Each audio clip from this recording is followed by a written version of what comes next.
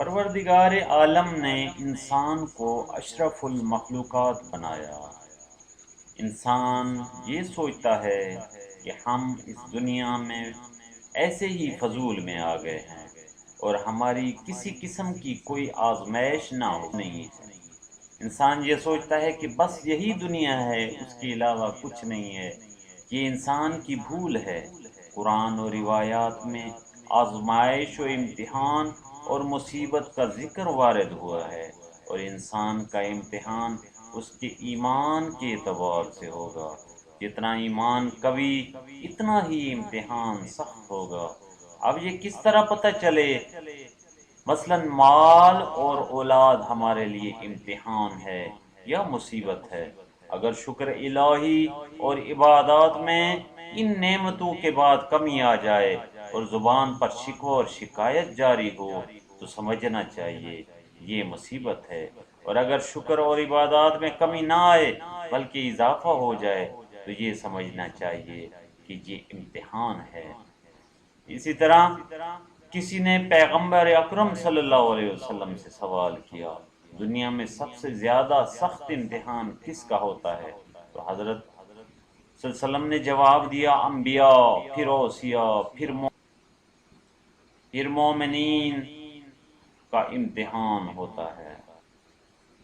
مطلب یہ کہ جس کا ایمان جتنا مضبوط ہوگا اس کا امتحان اتنا سخت ہوگا، جس کا ایمان ہلکا اور کمزور ہوگا اس کی مصیبت اتنی ہی کم ہوگی۔ بہرحال ہمیں ہمیشہ امتحان و آزمائش کے لیے تیار رہنا چاہیے اور خداوند کریم سے دعا کرنی چاہیے کہ بحق شہدائے اور خداوند کریم سے دعا کرنی چاہیے کہ بحق شہدائے کربلا ہمیں دنیا کے ہر قسم کے امتحانات میں کامیابی عطا فرمائے۔ خداوند متعال نے ایک سرائے گوسفند حضرت ابراہیم علیہ السلام کو عطا کیا۔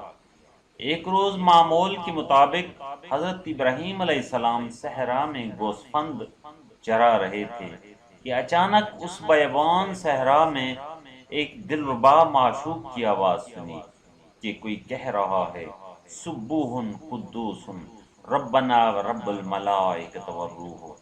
حضرت ابراہیم علیہ السلام نے آواز دی، اے بندے خدا، تو نے میرے محبوب کا نام لیا، اگر ایک دفعہ اور کہو تو میں اس گوسفند کا تیسرا حصہ تمہیں دے دوں گا۔ دوبارہ آواز آئی، سبوح قدوس ربنا ورب الملائکۃ والروح۔ پھر جناب ابراہیم علیہ السلام نے کہا، ایک دفعہ اور میرے محبوب کا نام لے تو آدھا گوسفند تجھے دے دوں گا۔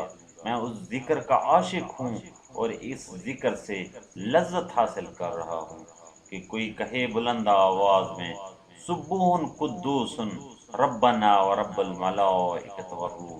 حضرت ابراہیم علیہ السلام نے کہا، ایک دفعہ پھر کہو تو میں یہ پورے کا پورا گوسفند تمہیں دے دوں گا۔ اس نے پھر کہا۔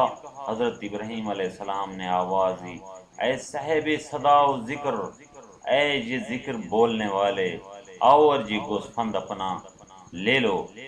دیکھا کہ ایک حسین و جمیل جوان بہترین لباس پہنے ہوئے نکل کے سامنے آیا اور کہا، اے ابراہیم علیہ السلام، وہ میں تھا۔ حضرت ابراہیم علیہ السلام نے کہا، یہ گوسفند تمہارا ہوا، اللہ کی امان۔ حضرت ابراہیم علیہ السلام چند قدم ہی چل رہے تھے کہ جوان نے آواز دی، ابراہیم ادھر آؤ۔ جناب ابراہیم علیہ السلام جوان کے قریب آئے تو جوان نے کہا، کہاں جا رہے ہو؟ اپنا گوسفند تو لے جاؤ۔ ابراہیم علیہ السلام نے کہا، میں نے یہ گوسفند آپ کو بخش دیا ہے۔ تو جوان نے کہا، میں اس کا کیا کروں گا؟ میں جبرائیل علیہ السلام ہوں اور میں تمہارے امتحان کے لیے بھیجا گیا تھا۔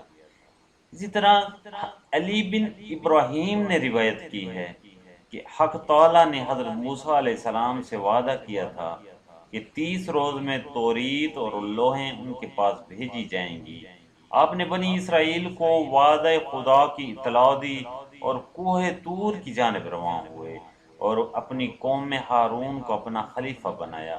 جب 30 روز گزر گئے اور موسیٰ علیہ السلام واپس نہ آئے تو ان لوگوں نے ہارون علیہ السلام کی اطاعت ترک کر دی اور یہ چاہتے تھے کہ ان کو مار ڈالیں، تو وہ کہنے لگے موسیٰ علیہ السلام نے ہم سے غلط کہا اور ہمارے پاس سے بھاگ گئے۔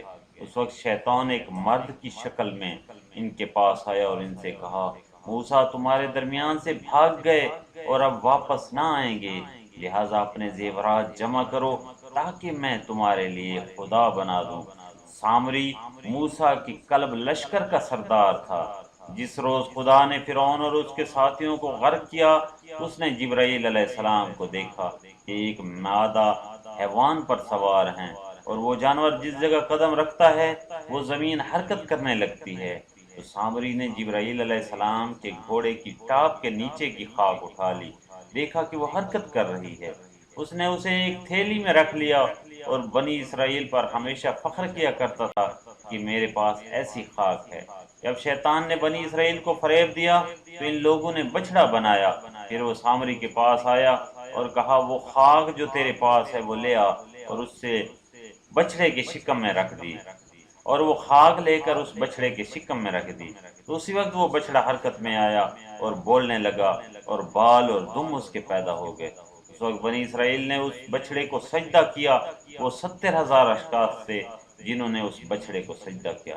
ہر چند حضرت ہارون علیہ السلام ان کو نصیحت فرماتے رہے، لیکن ان کا کوئی فائدہ نہ ہوا، اور وہ لوگ کہنے لگے کہ ہم اس بچڑے کی پرستش ہرگز ترک نہ کریں گے جب تک موسیٰ علیہ السلام نہیں آئیں گے، اور وہ چاہتے تھے کہ حضرت ہارون علیہ السلام کو ہلاک کر دیں۔ ہارون علیہ السلام نے ان سے دوری اختیار کی، غرض وہ اسی حال پر قائم رہے یہاں تک کہ موسیٰ کو 40 روز طور پر گزر گئے۔ خدا نے ان کو 10 ذی الحج کو توریت عطا فرمائی جو تختیوں پر نقش تھی۔ اس میں وہ سب کچھ مثل احکام اور مواعظ اور قصے موجود تھے جن کی ان لوگوں کو ضرورت تھی۔ پھر خدا نے موسیٰ علیہ السلام کو وحی کی کہ ہم نے تمہاری قوم کا امتحان لے لیا ہے۔ سامری نے ان لوگوں کو گمراہ کیا اور وہ لوگ سونے کے بچڑے کی پرستش کرنے لگے جو بولتا ہے۔ موسیٰ علیہ السلام نے عرض آیا گوسالہ تو سامری نے بنایا، اور آواز اس میں کس نے پیدا کی؟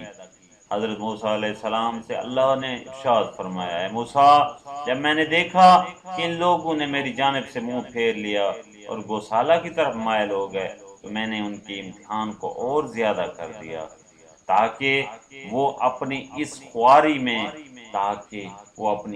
جہالت کی گہرائی میں ڈوبے رہیں اور ان کو توبہ کی توفیق نہ ملے۔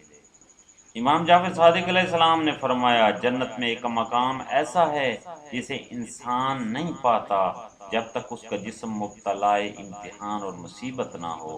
اسی طرح امام صادق علیہ السلام کا فرمان مبارک ہے جتنی مصیبت زیادہ ہوگی اتنا ہی اس کا اجر بھی زیادہ ہوگا، اور خدا جن لوگوں کو دوست رکھتا ہے ان کو مصیبت میں ضرور مبتلا کرتا ہے۔ اسی طرح قرآن کریم میں بھی سورۃ عنکبوت کی آیت نمبر 2 میں ارشاد فرمایا گیا ہے کیا لوگوں نے یہ خیال کر رکھا ہے کہ وہ صرف اس پر چھوڑ دیے جائیں گے کہ وہ یہ کہہ دیں کہ ہم ایمان لے آئے اور ان کا امتحان نہیں لیا جائے گا۔ اسی طرح ایک اور جگہ ارشاد ہوا اور یقیناً سورۃ بقرہ کی آیت 155 اور یقیناً ہم تھوڑے خوف، تھوڑی بھوک، اموال، نفوس اور ثمرات کی کمی سے ایمان والوں کو آزمائیں گے، اور اے پیغمبر آپ ان صبر کرنے والوں کو بشارت دے دیں۔